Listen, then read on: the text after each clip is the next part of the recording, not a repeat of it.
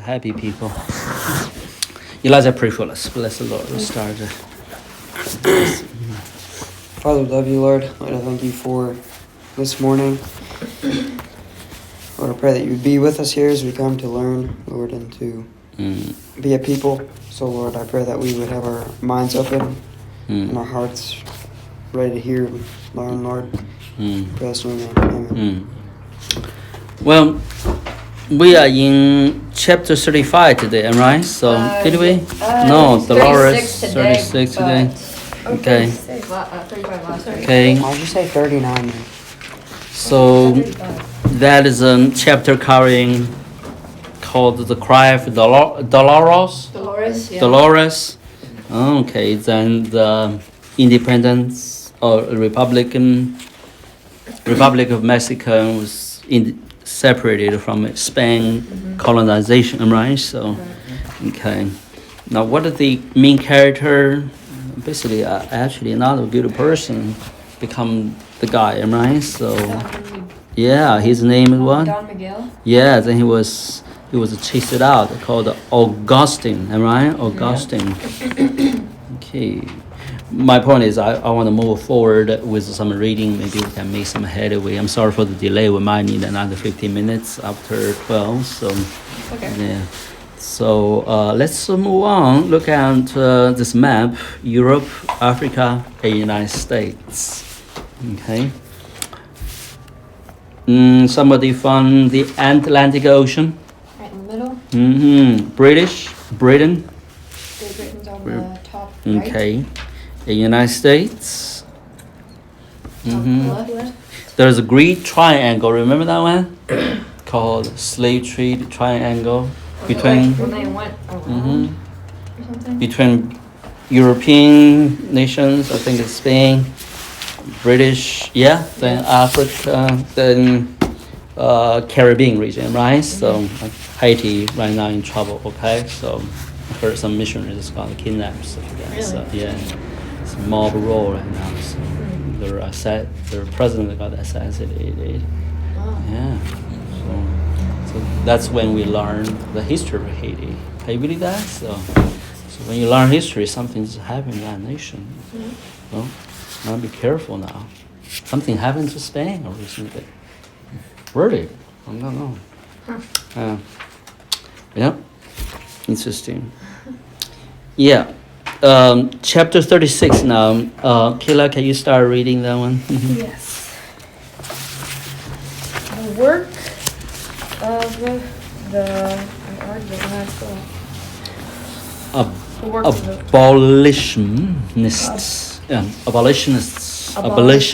Abolitionists. Abolitionists. Okay. Means somebody want to get rid of slavery. All over Europe and both Americas and the countries in between, men seem to be talking and thinking and writing about equality. Equality. Equality. What? Equality. Quality. Sorry.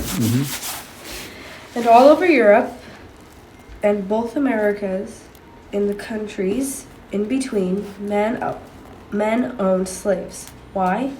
That's the question that the Abolitionists. abolitionists, Abolitionists. men and women, abolitionists, Read loud. Repeat 3 times, please. abolitionists. You see, after you repeat 3 times, you get a confidence out of it, right? So, yeah, there you go.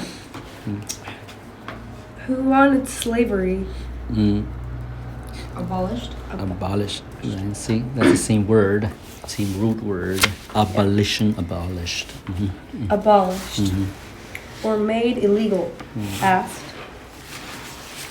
In his essay about natural law, John Locke had written that every human being has the right to live, Life.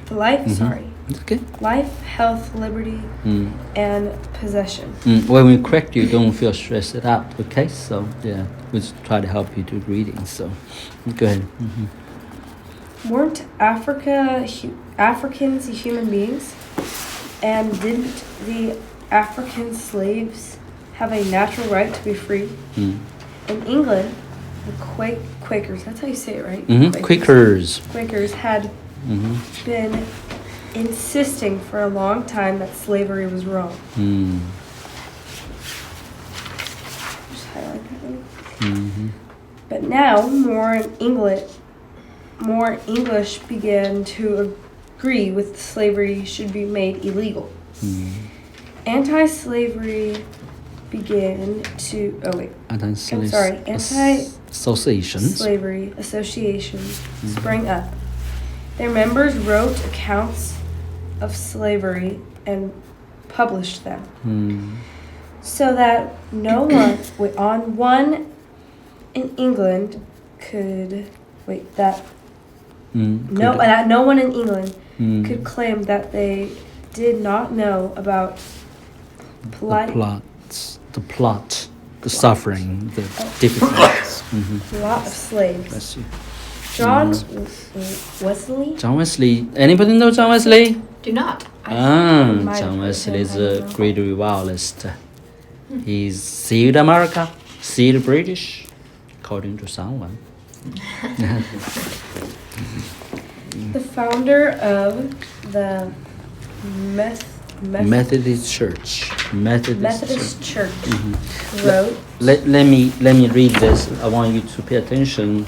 The breaking down the sentence. Okay, a sentence have clusters. The cluster meanings are composed by words. Am I right?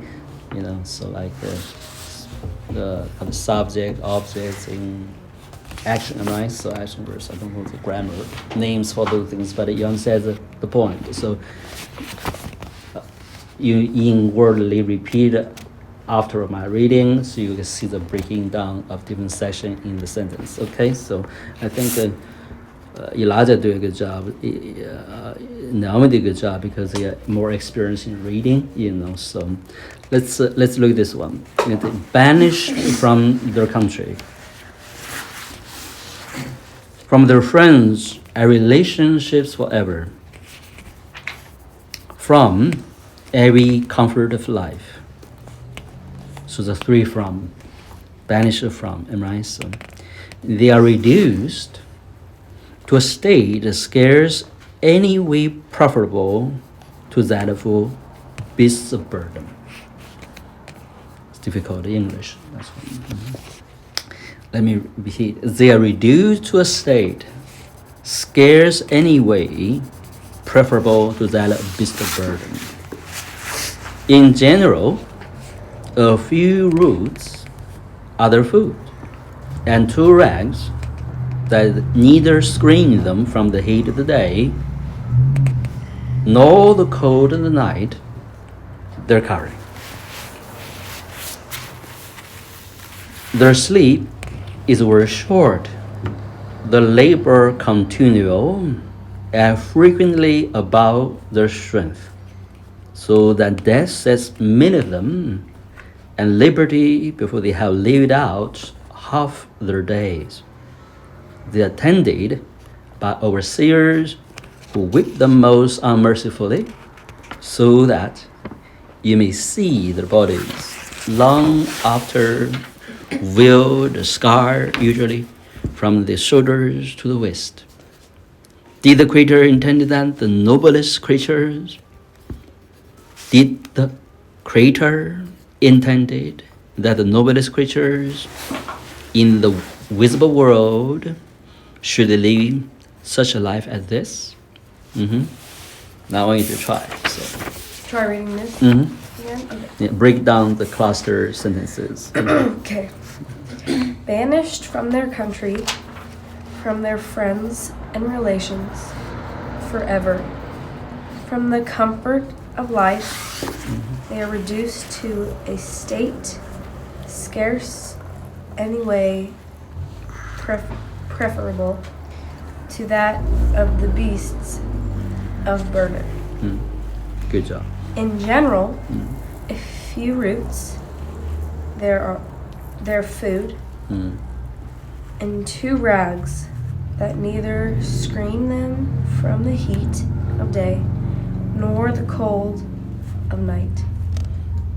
They are covering their sleep. It is very short.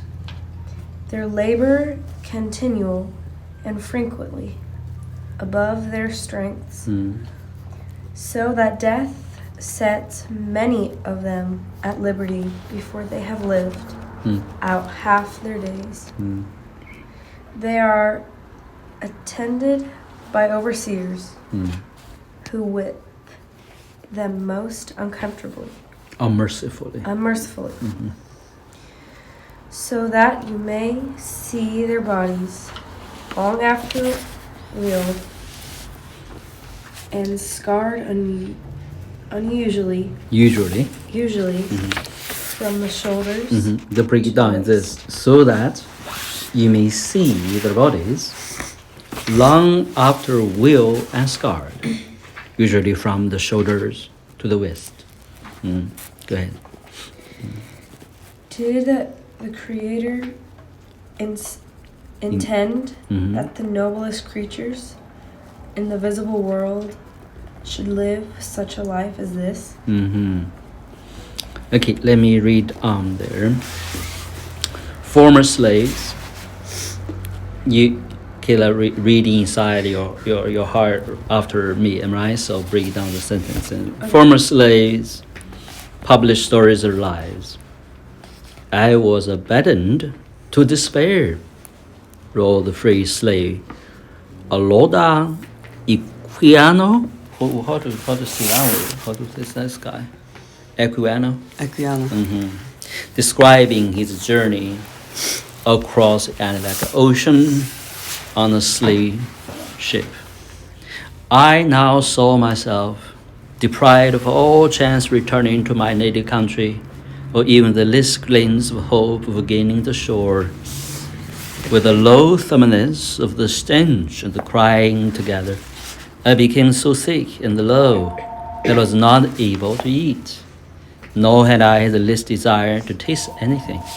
I now wish for the last my friend death to relieve me.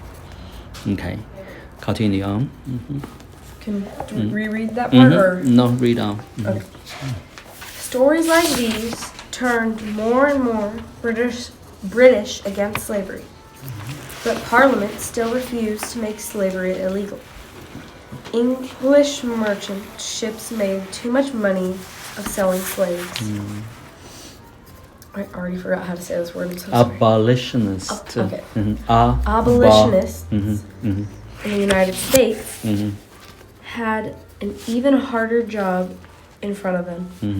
The Constitution of the United States itself said that slaves weren't really people. In 1776, the Declaration of Independence had announced all men are created equal. They are endowed by their Creator and with certain inhabitable rights. Inalienable rights. Alien, like alien is a stranger, right? Yin means no. Able is transformed a word. Inalienable. Yes, okay. That's good. Right. Among these are life, liberty, and pursuits of happiness. The pursuit of happiness. I want you to repeat that one. That sentence should everybody memorize, right? Okay. So, all men are created equal. Repeat after me. All men are created equal. They are endowed by the Creator with a certain inalienable rights. Among these are life, liberty, and the pursuit of happiness. Three things: life, liberty, and the pursuit of happiness.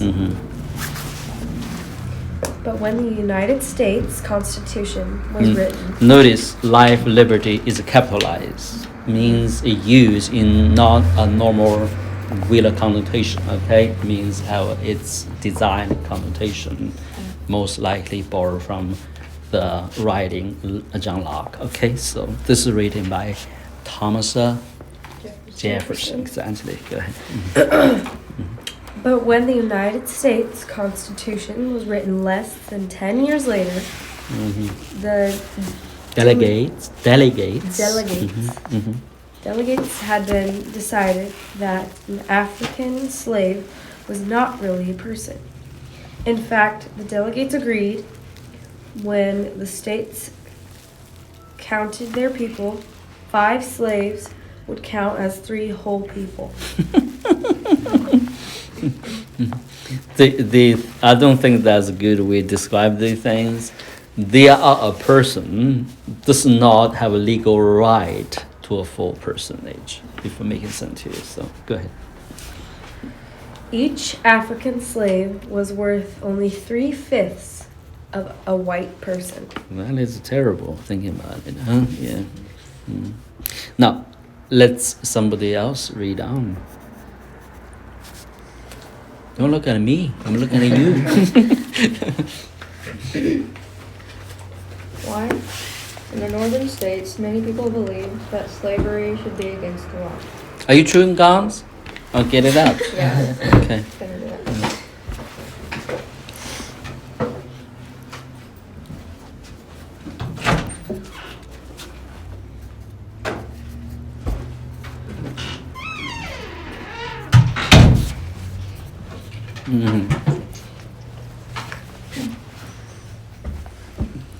Few people in the north owned slaves or needed them. But farmers in the south made their living selling cotton and tobacco. Both of these crops needed hundreds of workers to plant, tend, and harvest them. Southerners wanted slavery to stay illegal so that their farms would survive. Who invented cotton gin? Eli Whitney. That guy's great. Is that right? But even though the North believed that slaves should be free, Northern delegates suggested that a slave should be worth only 3/5 of a white person. You see, because How to do that calculation is strange, huh? 3/5, man. So, okay. how much is how much is one person worth? A whole person. Like, I mean, a white person. It's more of a representation, representation. It's like how many people can be taxed, can be valued as voting rights. I don't think they have voting rights at times, so the value taxation is for taxation purposes. So, Yeah. So don't even have a legal right to vote. So it's only for taxation, So can you imagine the South and said, we don't want to pay money, and so because they're not considered legal persons, they're considered like a horse in the economic sense, right? So, but the Northerners said, we're not happy. This should pay. You should be taxes, Yeah. So okay, they compromise. And consider the black people as 3/5. So 3 black people, 5 black people considered as 3 white people in turn paying taxes. So now they don't have voting right as yet. Voting rights only become a truth when the Civil War happened, right? When the slaves are freed. Still, the voting rights was not enforced until 100 years later. The civil rights movement come about.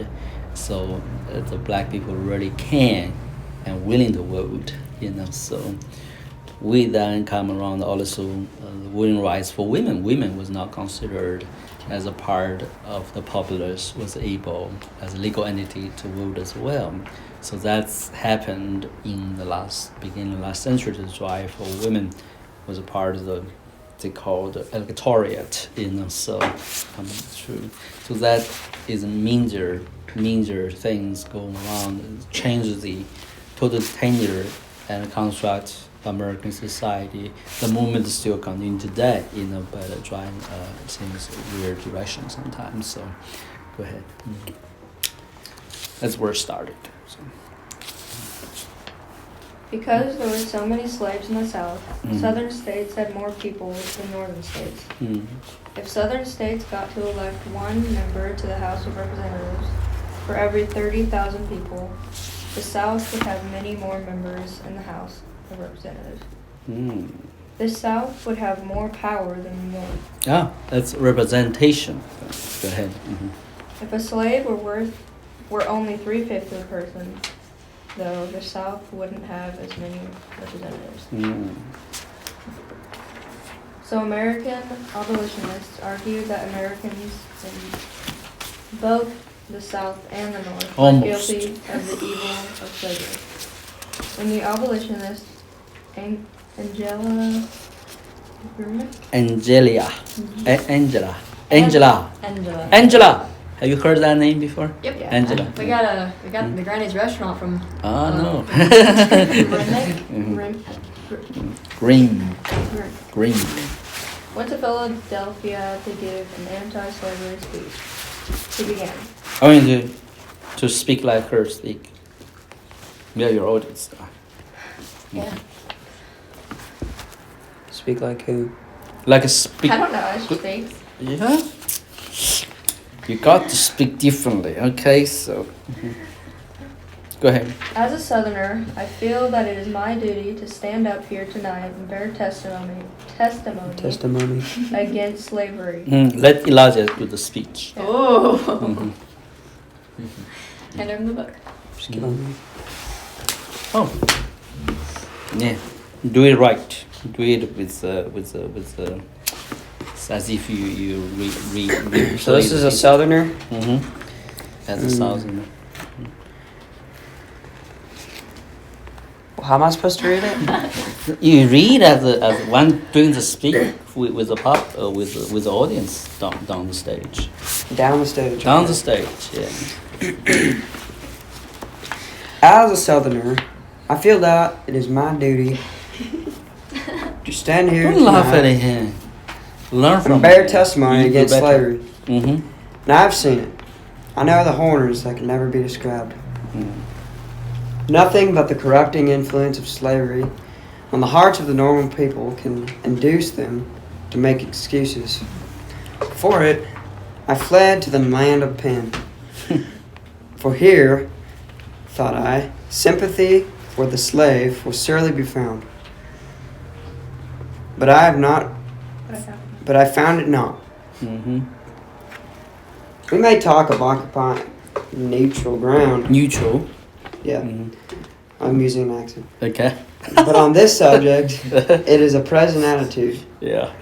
There is no such thing as neutral ground. He that is not for us is against us. He's against us. Yeah, that's nice.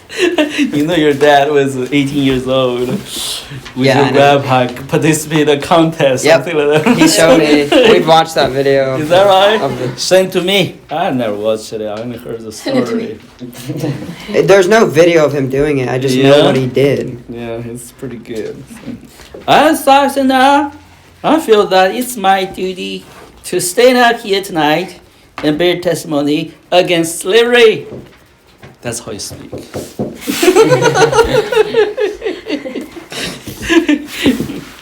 I've seen it, and it has horrors that can never be described. Nothing but the corrupting influence of slavery on the hearts of northern people can induce them to make excuses for it. I fled to the land of pain, but here thought I sympathy for the slave was sure to be found. But I found it out. We may talk about occupying neutral ground, but on this subject, in its present attitude, there is no such a thing as neutral ground. He that is not for us, he is against us. What do you think, huh? This is better. Huh? I think you were too in more. Yeah. More understand the meaning. He was passionate discourse, I would say. Okay, somebody move on. You're gonna finish the chapter.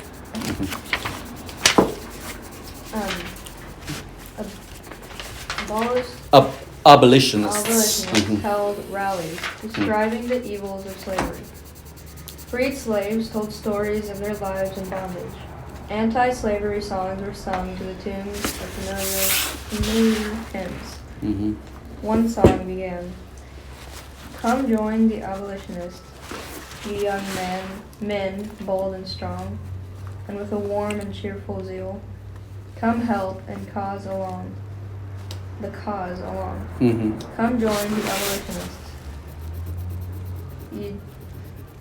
Dames and maidens fair. Actually, I have no idea that Yeah, word. it's dames. What does dames means?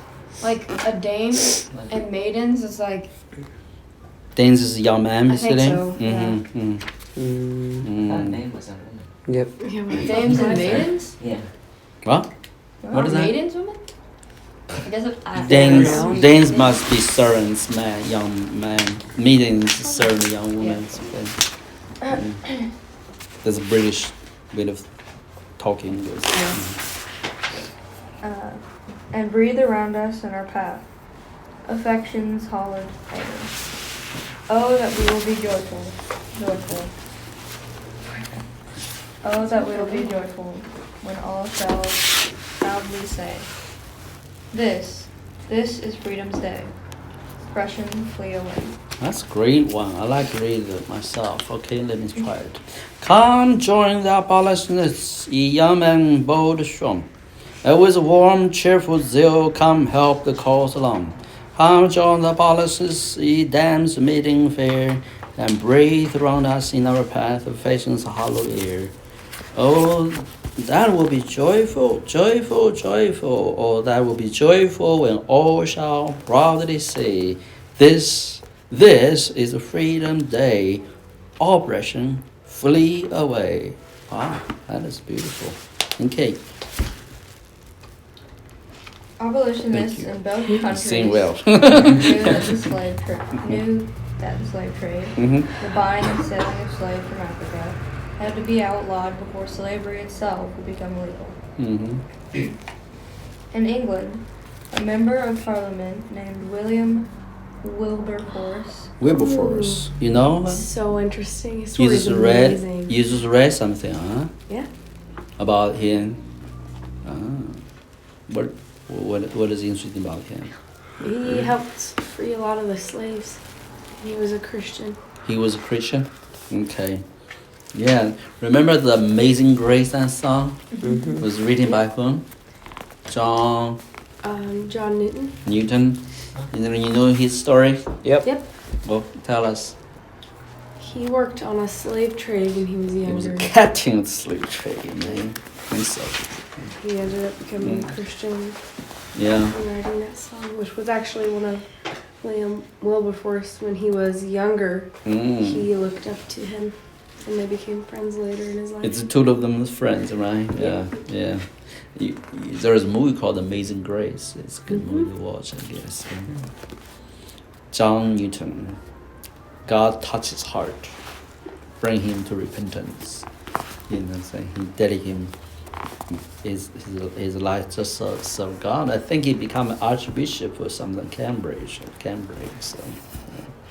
So it's very interesting man. So, but dedicated a lot of zeal and passion in abolish slavery. You know, so in a sense, abolition started as John Wesley started it, continued sweep in, can see it become a outcry for that generation, right? So it sweep from British to across the island to America. So eventually lead us to on this side to the Civil War, you know. So those days, Christians, every good Christians is very passionate. It's like taking a fight. We don't want slavery in our land with a shame, you know. They can't live under that shame, you know. So many wonderful Christians, you know, like in Lincoln's cabinet, the Christians, they may have all kinds of struggles, others did this or that, but they all were passionate and said, we're going to deal with slavery, you know. So that's interesting. Yeah. Go ahead. William Wilberforce asked the rest of the Parliament to outlaw the slave trade, no matter what the cost. I mean not to accuse anyone, Wilberforce told Parliament, but to take the shame upon myself. In common, indeed. It's terrible. Go ahead, I'm listening to you. Yeah. With the whole Parliament of Great Britain for having suffered this horrid trade to be carried on under their authority. We are all guilty, but the opportunity to make money can draw a film across the eyes, so thick that total blindness could do no more. A trade founded in iniquity must be abolished. Let the consequences be what they will. Wilberforce argued for 19 years before Parliament agreed to make the slave trade legal. Wow, 19 years, a long time, right? The law passed in 1807. Can I test you on that one? Passed when? 1807. Who proposed it? Who is the driving force for its approval? William Wilberforce. Wild. Didn't do away with slavery, but it said that no English ships could buy slaves in Africa and then sell them in other countries. In 1908, the United States 1808. passed. 1808, the United States passed the same law. It took another 26 years for Great Britain to outlaw slavery. Finally, in 1833, Parliament made slavery illegal by passing the Emancipation Declaration. Act. Yeah. The law was voted on just 3 days Wow. before William Wilberforce died. No, his moral strength heavenly drive than time and everything, right? So. When he heard the news, he exclaimed, "Thank God that I have lived to witness the day in which England is willing to give 20 million for the abolishment of slavery." 20 million pounds as a cost. The abolition of slavery cost Britain at least 20 million pounds. There you go. As soon as the law went into effect, plantations began to break up. Without free hands to work the land, planters began to go bankrupt. They could no longer afford to grow sugar, coffee, cotton, and tobacco. But the English could still buy these things from American plantations because slavery would be legal in the United States for years to come. Wow, that's terrible. Oh, Zulu Kingdom. Can you read that? Return to Africa now. Let's look at Africa.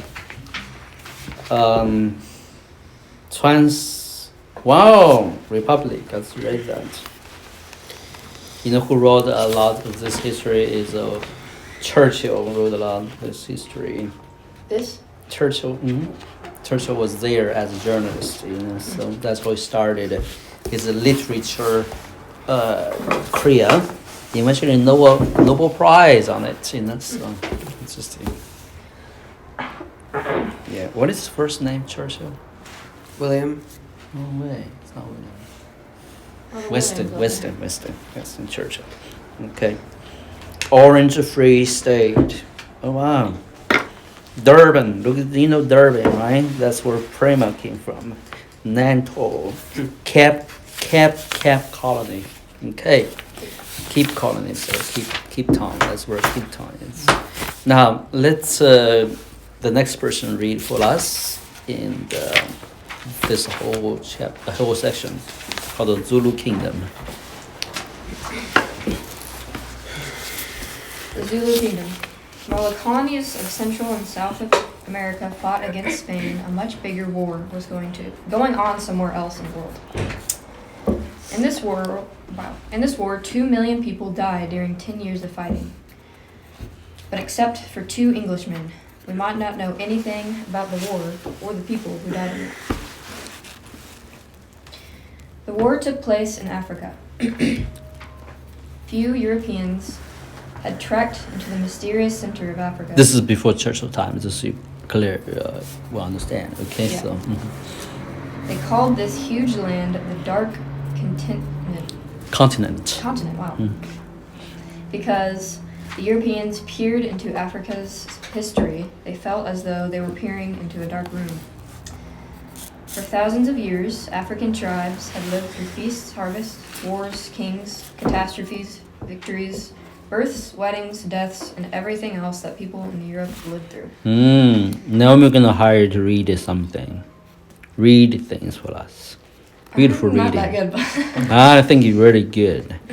Yeah, Elaine's were good reading. yeah. Eliza were good. We have to give praise and congratulate those who do things good, right? So if somebody Yeah. good with music, you tell them, hey, you're a beautiful singer, you know. So, All right. Somebody doing good with garden, say you're a beautiful gardener, right? So, yeah. I can do garden, but I'm not that good. Go ahead. But because African tribes did not use writing to record their history, much of this history is lost to the West. We know that most of the African tribes and rulers who fought with Western countries traded with Western merchants or spoke to Western travelers. Because sometimes the soldiers, travelers, and explorers wrote their experiences down. In 1824, 2 English merchants landed on the coast of South Africa and met hunters from the African tribe. When they asked hunters for permission to build a trading post, the hunters took them to see their ruler, Shaka, king of the Zulus. Shaka thought that 2 Englishmen were harmless enough, so he granted them enough land to build their little settlement. The English merchants named their trading post Durban. They were fascinated by the Zulu people and the Zulu language. They learned enough Zulu to speak with Shaka and his warriors. They discovered that the tribe was called Zulu after the word for the sky. The Zulu believed that they were the descendants of a young man who had once lived in the sky, but had been sent to Earth because he caused trouble for the sky god once too often. Is that right? Okay. They also learned that Shaka, the Zulu king, had caused trouble for all of South Africa. Shaka's mother, a princess named wait, that's familiar. Nadi, wasn't that another queen? I don't know. Oh yeah. Had married the son of a nearby Zulu chieftain. Soon she had her new husband. She's on Gaglam. She's a Kangam. Something. She's a Kangam. Expecting a baby. Exactly. But this guy's family murmured about his new wife. Her clan was too closely related to her husband's. It was against the custom of Zulus for 2 people from related clans to marry each other. Okay, I need to learn how to say that. Sigakangam. Sigakangam. Sigakangam. You know, you hear them sing songs. People refused to welcome Nadi. So you can't really pronounce a something like English do. They have different nuances, you know, like the Ganga. They sing very beautiful language, actually. So. She took a little boy and went to live with But her. Esther is so tired of us. She's young. Do not young, because the young is contagious of herd. It's very contagious. Let's look forward to Elijah getting young. He just yawned. Oh, there you go. But her family was angry as well. They treated Nadia like a disgrace. The other little boys taunted Shaka. As he grew, the older men criticized him and laughed at him. Finally, Nadia's family told her to take her son and leave. Nadia and Shaka traveled away from the angry Zulus to live in another kingdom called Mtwatwa. Yeah. In Mtwatwa, Shaka grew taller and stronger. He learned to fight and served the king of Mtwatwa as a soldier. When Shaka's father Yeah, circle. Somebody knows better than me. and Mtwatwa's king Sizangangkong. sent Shaka to go and take over his father's kingdom. Shaka, hardened by war, arrived at the Zulu village. Where's that Gagan had Where Gaga? He worse than the little boy and girls. They know how to say mom, I don't mom, want him to dad. say that. gang. I like the having the army always have laughter. I'm not sure with Esther. Oh, she laughs plenty. She's very cool. She's too cool. Yeah. She's too cool. She don't making fun. With the power of the Machata army, And Elijah is the him, most serious. too Shaka serious. seized command without opposition. Now he set out to build his own army, an army that would obey him without question. One day, Shaka would prove that he was not the child of a prized woman by a king who found despised woman, but a king who should be feared. First, Shaka chained the weapons that his father's soldiers used. The Zulu army had always fought with spears, which they had hurled from a distance. Using throwing spears, the soldiers could only attack once. Then their spears were gone. They had to run away. That's a crazy tradition. I don't think about it. Shaka ordered Wow. them to fight with short stabbing spears instead, so they that I'm not trying to laugh. grapple with the enemy face See? to face. They get used to it. They're not influenced by it at all. Yeah. Yeah. He sent them to walk on thorns with their bare feet. Oh my gosh. So that their souls would be tough enough to run over any rough land. That's really sad. He gave them uniform to That's wear. actually pretty hardcore. I want to try that too. Okay. They have rough souls. Yeah, that's a tough one. You just have to walk on rocks. Yeah. Have you done your feet running without shoes? You know, had to walk through There's gonna things. be some big souls. Yeah. Someone else I didn't read. Tell me how you deal with her. Just ignore her. Okay. Good policy. I think we all should have this. Don't encourage. Please continue. Okay. And we're laughing. Just read. He gave them uniforms to wear. He divided them into 4 sections and taught them to attack the same order during each battle. The first group would attack the enemy from the front and fight up. The second and third groups would run. Oh my gosh. I can't go. Both sides of the enemy and attack from the back. You know, Fourth group I think would the wait text nearby. bubble up a big smiling face, you know, Probably. making a lot of fun. Okay, That's I'm done. fine. Okay. The let me- fourth group would wait nearby the strength whenever groups seemed to be losing strength. They were ordered to sit with their backs to the back. Okay. It's so funny. Wow, that is terrible strategy, right? So, okay. Well, it is. It's not because they told them to turn away so they wouldn't get too excited at the battle. When they weren't That's supposed to. yeah, to discipline themselves in a sense. Okay, Elijah, go on. Thank you. Grab the book. Where were we? They were ordered to see. They were ordered to sit with their backs to battle so they wouldn't become so excited that they would join before they were needed. When this new disciplined army was ready, Shaka sent them against their first target, the men from his mother's family who had thrown Nadi out. He found that all of the men who had laughed at him when he was a child, This is our He killed future them policy. Ignore her. then he turned his army, Sorry. marched back to Mitwa, and murdered the king. Now Shaka was ready to spread his rule across all of South Africa. He began his campaigns in 1818. AT&T, huh? For the next 10 years, Shaka's warriors terrified the tribes throughout the south and center of Africa. The Africans called this the Mufkini. Mufking, McKinney. which in Zulu means the crushing. Today, it is sometimes called the time of troubles. Villages were destroyed, tribes were shattered. The traditional structure of Africa's tribal kingdoms was no more. Tribes packed up and fled away from the advancing Zulu warriors. As they fled, they searched for new land, attacking and driving away other tribes to claim their villages. During the Mufeking, Mufkini. They must have something strange to it. Yeah. Anyway, so go ahead. the African tribes were like falling dominoes.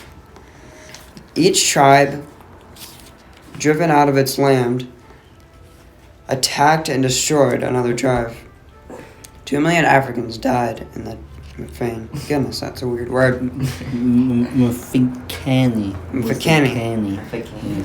In 1827, Shaka's mother, Nandi, died. Nandi died. You had to know their spelling company with their sound. Nandi died. Yeah, Nandi. Shaka had always been violent and uncontrollable, but now he went mad. He raged through his country, killing his own subjects. He ordered that no crops planted for a whole year. Even though his own people would grow hungry, he forbade anyone to drink milk because milk reminded him of his mother's love and care. He ordered that all crows and calves be killed, so it's like demonized, right? Crazy. So that even the calves would know what it was like to lose a mother. Sad. His warriors put up with all of this, but when then Shaka began to send them on raid after raid, farther and farther away. Each time they returned, he sent them out again without a rest. Mm-hmm. At last, the warriors, exhausted and fed up, turned against him. 2 of his own half-brothers murdered Shaka, and the rule of the greatest Sulu king had ended. Now his half-brother... Okay, we'll spare you the problems.